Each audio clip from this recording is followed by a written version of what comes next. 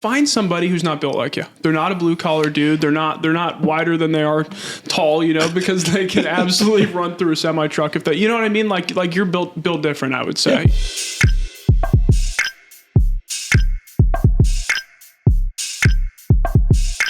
Hey, this is Devin Schaefer's with Brand One-on-One, and this is Jeff Sturgis with RestoPros and ReCoat Revolution. Tell us, Jeff. I mean, we just got introduced a little bit ago. I'm really excited to obviously chop it up with you. Everybody that I've talked to has said you do a killer job, and I don't know honestly much about you, about what you do. I know you're with Resto, and that's pretty much it, man. But I really want to learn from you. I know sales is kind of your expertise, and amongst many other things, of course. So just talk to us about your processes and also like how you even got into this thing to begin with. I mean, I'm really excited to learn. So yeah, my process is everything. I stumbled into sales at a young age. Just to back from there, I actually found the moisture control industry through doing pest control, and then ended up doing substructure repair and moisture work for a couple different companies that do that line of work, and then ended up into the restoration space a little bit further. Nobody ends up in this industry completely on purpose. There's always some chance that pulls you into it.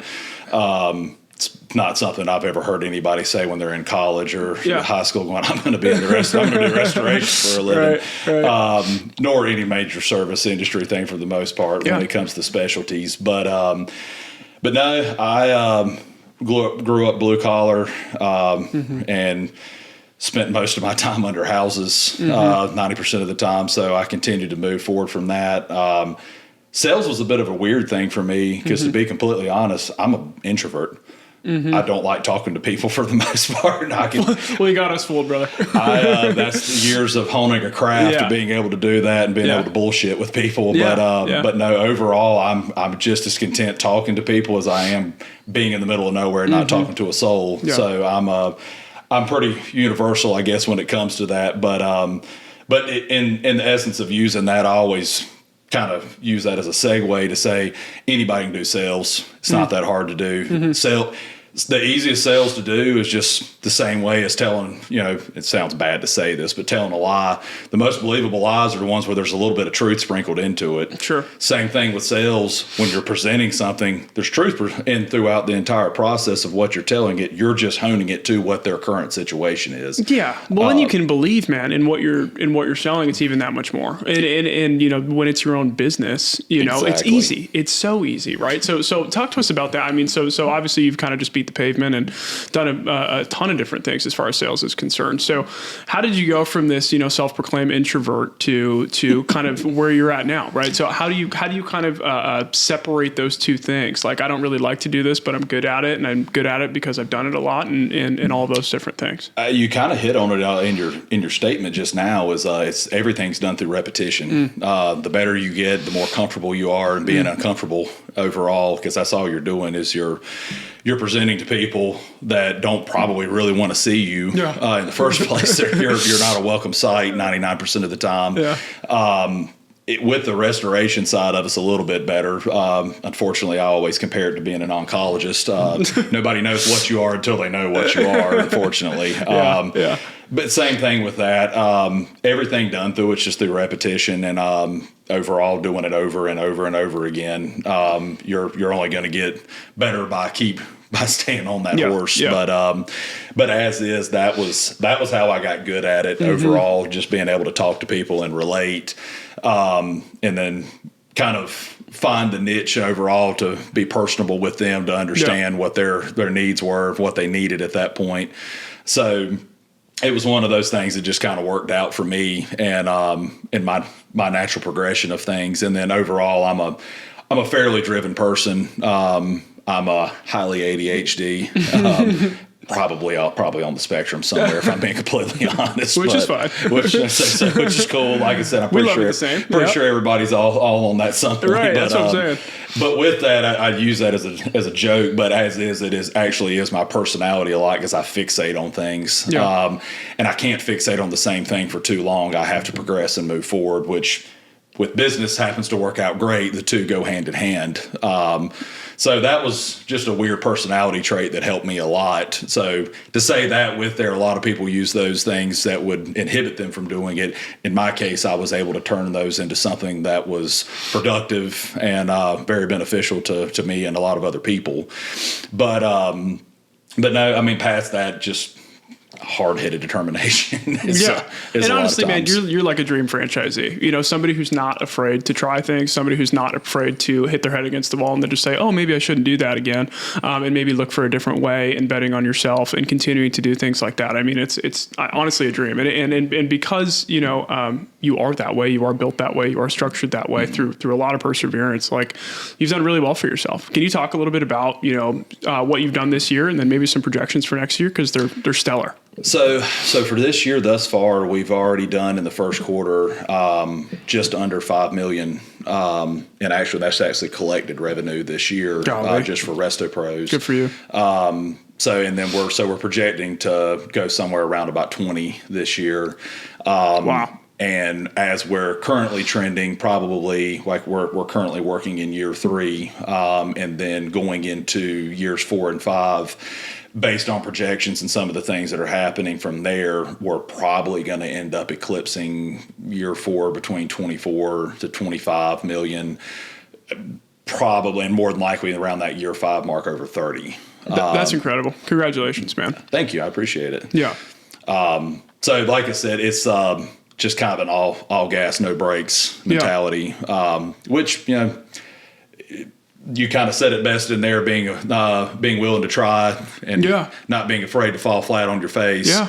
So, I mean, at the end of the day, it sounds easy to say, but it's just money. If you've got a model that works and you figure it out, you can always fall back on the things that have worked in the past. You can make more money. You can come back. If you don't try, you never know. Yeah, and I got a couple questions to follow up with that. I mean, so personally on my side of things, I've started businesses from scratch and spun my wheels and spun my wheels and spun my wheels and gone absolutely nowhere, right? And I did it for years, and ended up shooting the business and moving on. Failed business completely, moved on to the next one, and I've done that plug and play several times. And I own businesses now that are much more successful. No franchises yet, but definitely in my near future.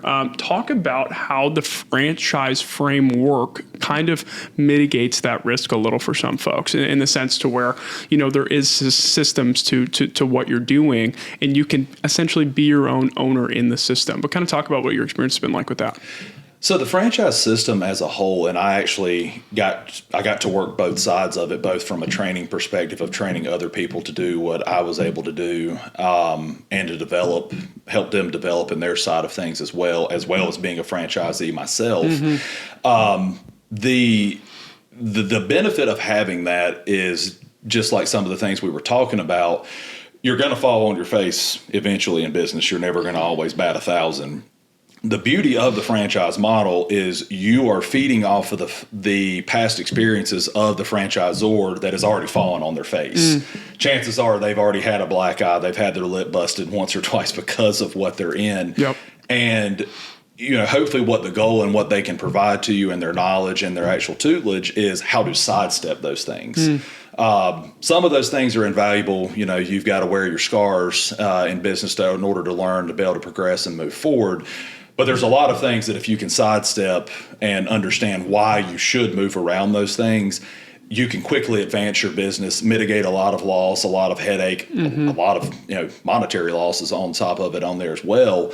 And that's what gives you the benefit in the franchise sector. And even, to go even further, I know a lot of people eventually want to try their hand at their own business, their own brand, their own actual section of it.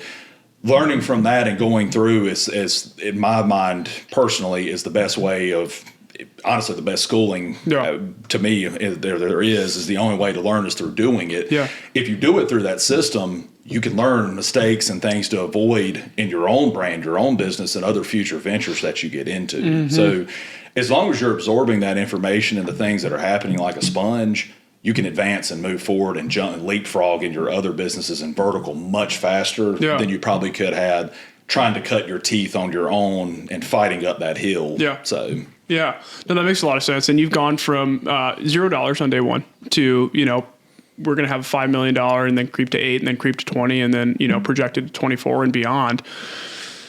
I mean, talk about the difficulties in getting started and signing your name on the dotted line. What did that feel like? Because I know it terrifies people. I mean, I've done it before. It felt like, scariest thing I've ever done, signing your name on the dotted line to do that. Like, what was kind of the mindset moving into that? And then kind of take us through the first few months and then the ramp up from there. And then look where we're at now. Boom.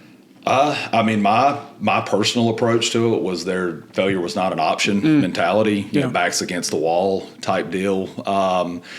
I know that's what everybody likes to say. But Well, let me stop right there. So find somebody who's not built like you. They're not a blue collar dude. They're not wider than they are tall, because they can absolutely run through a semi truck if they, you know what I mean? Like you're built different, I would say, and as they say, right? So you're talking to somebody that, maybe has done corporate America. They got a cushy job. They're making, $100,000, they got their family, they got all of that stuff. How do you break through those barriers and give them a little grit, a little tenacity and kind of what you have?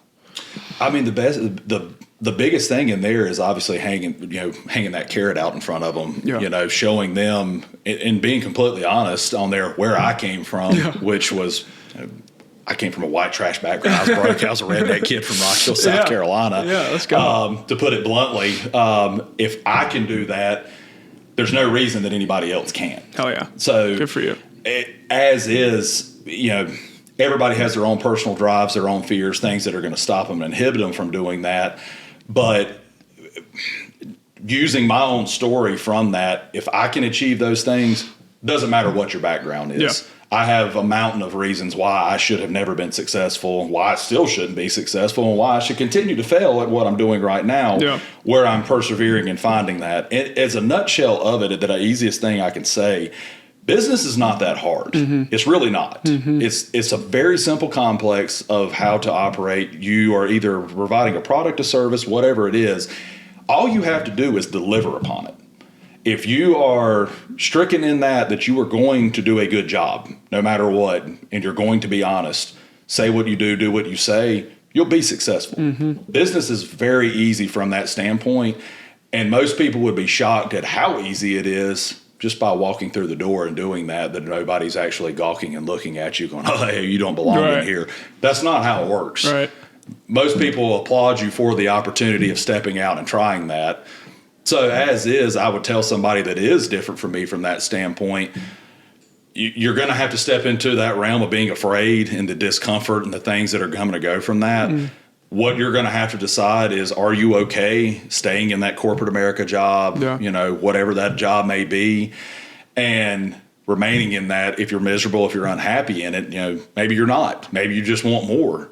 But you've got to decide for yourself with conviction that I'm going to do this and I'm not going to stop until I'm successful. Because if you don't, you won't be successful.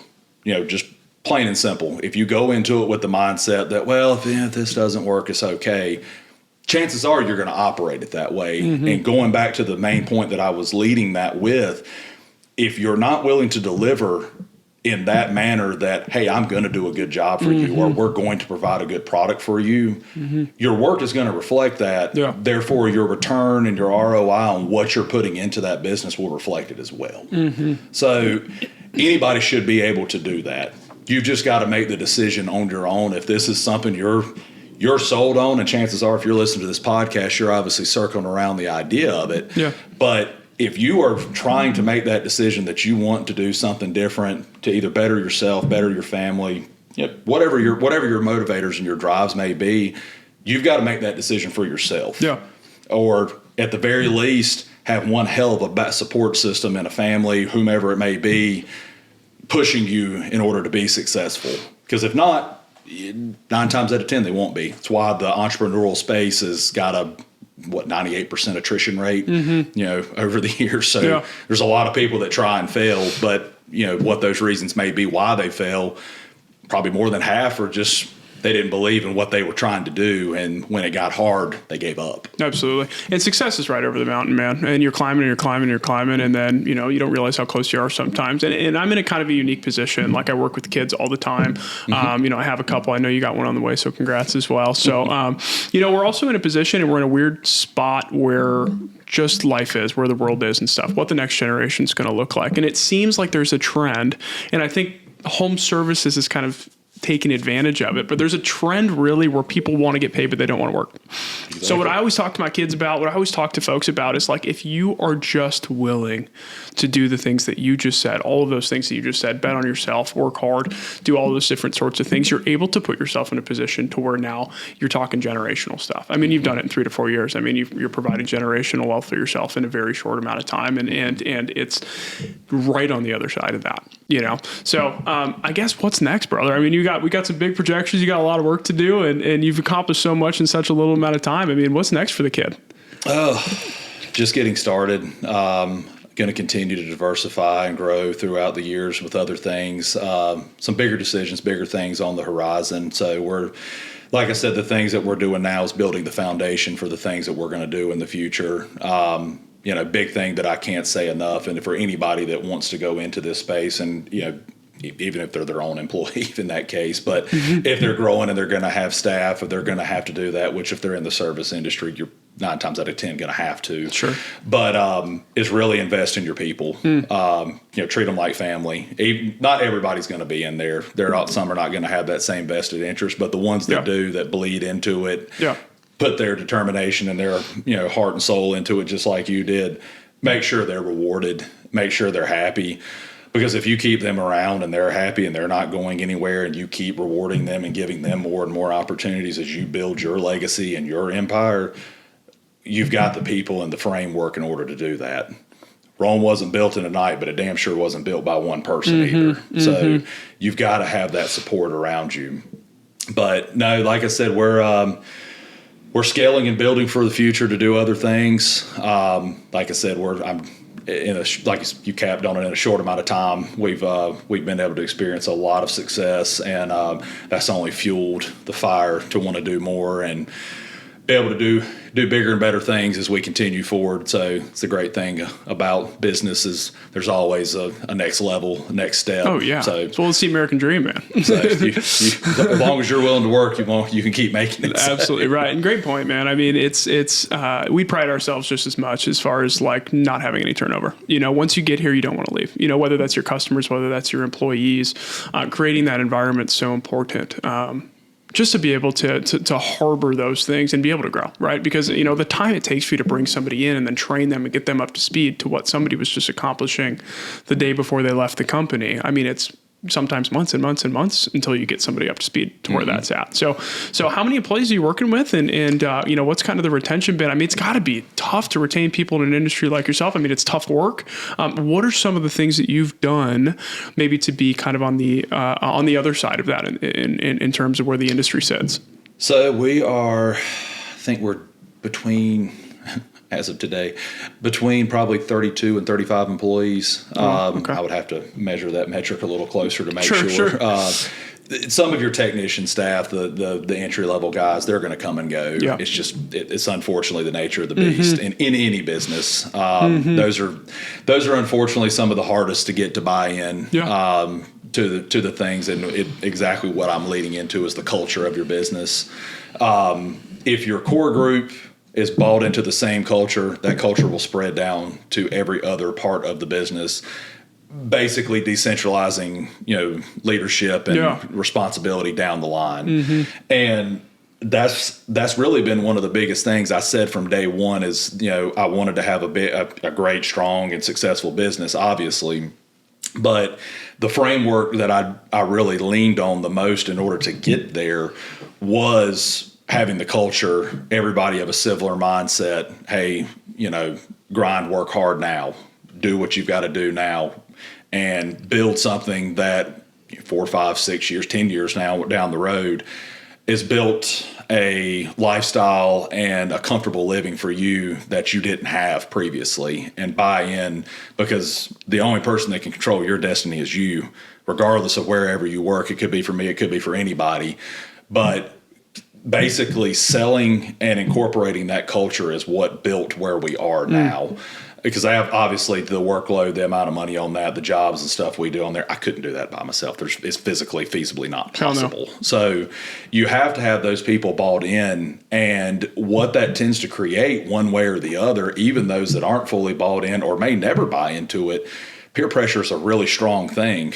And if everybody else is bought in and is working and doing their job, even if it's somebody that doesn't particularly like to work very hard or doesn't really want to do what they're doing, chances are they'll either buy in and eventually start to either take hold and root into it, or, they unfortunately part ways and we go our separate paths. But as far as I am personally concerned, just as far as seeing our growth, overall projections, things where we are, it's not possible without the people. It's not possible without your staff. And it's damn sure not possible without having the proper culture in the business, because absolutely. If you want to build it up to where you can be more of an absentee owner, you got to make sure that all your leadership, your management, whoever's there is going to operate that business the same way that you would if you were the one that built it. So you've got to be able to essentially build clones or little carbon copies of yourself to whatever degree of what department that's in. So that's been one of the things that has been a major driving success. Obviously, me having a deep background in sales, I'm not just selling to the customers to use us. I've sold our business, our model, our forecast and our dream of what this could be to everybody else that's come through the door, and everybody's bought into it. So I think you look at that, I use a lot of sports analogies. You notice a lot of sports teams that have massive quick turnarounds. All of a sudden, where do they come from? They're in the Final Four, the playoff, whatever system. Sure. But now that you see those teams pop up, they don't have particularly, shocking talent. Nothing on there is really jumping off the page, but everybody bought in. They gelled. All of a sudden, the whole team bought into the same concept. And a lot of that comes from the leadership, and it comes from the team back and forth. So that's really been the driving force behind our success, if I had to say anything. Yeah, and I think, you want to take that sports analogy a little bit farther for those folks that are in it. I think it was Urban Meyer or something like that, the 10-80-10. I don't know if you've heard about that, but you have your top 10%, your top performers. You have your 80% kind of in the middle, the guys that'll still show up on time and get done what needs to get done. Obviously your top performers are going to outwork everybody, and then you have your bottom 10 who are just going to be dragging along. In the teams or whatever, whether it's a team, whether it's a RestoPros, whether it's whatever, it's getting as many from that. Well, it's eliminating the bottom 10, right? So we got to weed those guys out. We got to find the 80 in the middle, and we got to see how to get them into that top group. How many of them can we get into that top group? And that's when you see those big turnaround teams or businesses or whatever. And that's the buy-in stuff that you're talking about. And the other end of the coin, and I know this personally, is like, especially when you're just getting started, right? As a matter of fact that you're going to be the one who can do it best. Right. So I can't speak for you, but the hardest thing for me to do when I was in that situation is to be able to take these people and to know they're going to technically do a worse job than me, but let them do it and let them learn how to do it and let them do all those different sorts of things. I mean, it was the worst. I don't know if you felt that and experienced that at all. But that was definitely the hardest challenge for me in the business, is allocating and letting people fail inside, understanding that you're probably going to lose money in the short term, but in the long term, it's a no-brainer. You need to do it. It is hard. There's unfortunately no way to circumvent that. No matter there's not. No matter how much. There's no amount of overbearing training, harping, anything that you can do. You've unfortunately got to let them walk out there and let them fall on their face, because it's the only way they're going to learn. You only learn the stove's hot by touching it. So your staff's going to pick up the same things, and unfortunately, you've got to hope that you've set the parameters and the system in place. Well, the franchise thing's going to help you out with that big time too. The framework in there enough that whatever mistakes they do made can be easily mitigated. Absolutely. Obviously, you hope that they don't, in our industry, burn the house down, quite literally. But as is, it is hard, especially if you have a perfectionist mentality. You want everything to work, operate accordingly. It can be really hard, and it can also suffocate your business, your success in that. So you definitely have to be willing to delegate and actually let things go and understand that, I would do it, probably 20 to 30% better than they would. But I don't want to have to do this forever. I can't do it forever. I've got to let them actually work their way up close to my standard, because that's the only way that I was able to do that. So it's be able to look introspectively, not just at your staff, but at yourself as well, and be able to put yourself there to think, my 26-year-old sales guy, I got good at being sales because I got walked into uncomfortable situations. Yeah. And frankly, I laughed a lot, and I threw him into, basically, I told him, I said, I'm going to throw you to the wolves and in the fire and the poker. I'm going to drown you a little bit. I said, I'm going to let you fall down the hill. Everything I can do to make your life miserable and hell. And if you come out the other side, you're going to be one really good damn sales guy. Absolutely. And he was. So, absolutely. As is, a lot of times, if you can set that expectation and explain to them, I've always been a very big proponent of giving the reason why the order or the exchange is there. Not just telling, hey, this is what we do, you do it no matter what. Yeah. And giving them the reason why behind it typically gives them an understanding of, that makes sense. There's an actual equals to the equation. There's a sum to the problem at that point. And that's worked really well from older staff to younger staff. They've all bought in and been able to understand that. So like I said, but you've got to unfortunately be willing to kick them off the plank and hope they can swim. If they don't, we'll go back to the drawing board and get another one, Absolutely. I guess. So I know you're into kind of other stuff as well. You've obviously done a really nice job building your current business in Resto, but something else is on the horizon. Tell us about that. Yeah, I've actually bought into another brand that Brand One represents in ReCoat Revolution. I actually bought 2 separate territories as well in that, based on the intel and the actual experience that I've had with the brand early on. So I'm not just a one-time franchisee. I'm also a repeat offender at this point. So, like I said, I've always been fully invested into buying into good ideas. That's the only way you grow, and that's the same way I looked at this. Was a good opportunity, good idea, and this was something that was very early on in its, I would probably say, in its infancy as far as in the industry goes. Yeah. So I saw a great opportunity to jump into something, while it was basically still in its gestational period, trying to grow and find its feet. And it's got a lot of verticals and a lot of opportunity to grow. So I think it's definitely going to fill and mold the space that it's in, and really come for a lot of the other brands that Brand One represents as it continues to grow over the next couple of years. But definitely believe it's going to be a splash product that's going to hit the line pretty hard. Yeah, and internally at Brand One, we're really, really, really excited about it. And having folks like yourself join, even makes us more excited. And the fact that you can run the business at the size that you're on, 30 plus employees, and jump into another one kind of shows, what you can kind of do just in this world, in franchising and all of those different sorts of things. The fact that you're able to take this on in addition to, conceptually, it doesn't make any sense, but there's plenty of hours in the day in order for you to be able to do that when you're putting aces in their places like you've done really for that. So quickly tell us what interested you about ReCoat. What is the business and what is the model that excited you, and why'd you decide to take the leap there? So the business itself is kind of a different approach to floor refinishing. Initially in my initial learning of what the business was and kind of starting to kind of dissect it is, I initially only thought it was for hardwood flooring, refinishing, just a different option outside of a true sand and refinish, which if anybody's ever gone through is extremely headache filled, messy, everything, all of the above.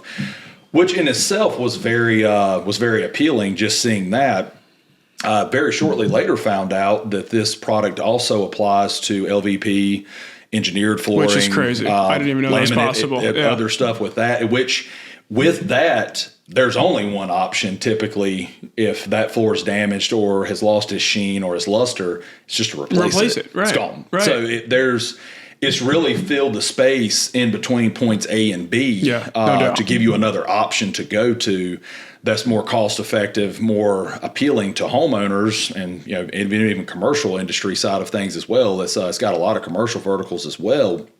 So what appealed to me in that is, one, obviously having my previous background in the service industry, knowing how to sell service product to actual homeowners, residential, commercial, everything from that. This is a very similar model in a lot of the other things there that also complements the other things that we do. So nothing you don't offer kind of thing. It's nothing we already don't offer. And the two can actually feed each other back and forth and actually repetitiously keep the cycle moving, which has kind of been my approach with any of the businesses and any of the things that I've done is they're all service based. Everything kind of operates in that same sphere as they all can feed each other. They all can help each other. They're all built in support versus, say in hypothetical buying a restoration business and then getting into restauranting and then getting into, a clothing design, something like that. Right. Great businesses in their own right, but they don't have any major direct correlation to the main one that's probably going to be your breadwinner more than likely if that's what you're in. No doubt. So everything that I've looked at is there a tie-in? Does it fit in? Does it mesh? And this brand fit in great. It has, again, great earning potential, great margins. Everything with it fits perfectly into a lot of the other pieces that we already are experiencing and doing and customers we're coming across that we just don't have an actual offering to give them other than, worst case, full replacement of sand and finish. This gives another option in there for a customer we may have lost otherwise. Absolutely. In order to retain that and keep those dollars in-house with us versus it going somewhere else. Yep. Well, dude, we're excited for you. I mean, you're going to kill it, I think. And the roadmap is there for you to kind of blow that one up too. So stick with it and we'll be your biggest cheerleaders while you do it. So cheers, man. We appreciate you today, man. Appreciate it. Yes, sir.